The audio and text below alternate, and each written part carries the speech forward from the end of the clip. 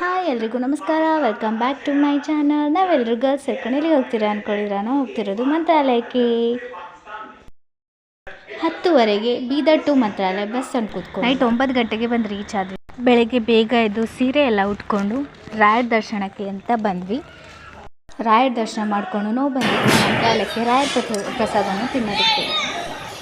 ಅಲ್ಲಿಂದ ನಾವು ಬಂದಿದ್ದು ಪಂಚಮುಖಿ ದೇವಸ್ಥಾನಕ್ಕೆ. ಫಸ್ಟ್ ನಾವು ಬಂದಿದ್ದು ಅಭಯ ಆಂಜನೇಯ ಸ್ವಾಮಿ ಟೆಂಪಲ್. ಇದು ಅಭಯ ಆಂಜನೇಯ ಸ್ವಾಮಿ. ಅಲ್ಲಿಂದ ನಾವು ಹೋಗಿದ್ದು ರಾಯರು ವಾಸ ಮಾಡಿದಂಥ ಸ್ಥಳಕ್ಕೆ ನಾವು ಬಂದ್ವಿ. ಬಿಚ್ಚಾಲೆಯಲ್ಲಿ ಹರಿಯುತ್ತಂಥ ಕೃಷ್ಣಾ ನದಿ. ಅಲ್ಲಿಂದ ನಾವು ಬಂದ್ವಿ ಬಿಚ್ಚಾಲೆ ಟೆಂಪಲ್ಗೆ. ಇದು ರಾಯರು ವಿಶ್ರಾಂತಿ ಪಡೆಯುವಂಥ ಸ್ಥಳಕ್ಕೆ. ಇಲ್ಲಿಂದ ನಾವು ಹೋಗಿದ್ದು ಪಂಚಮುಖಿ ಆಂಜನೇಯ ಸ್ವಾಮಿ ಟೆಂಪಲ್ಗೆ.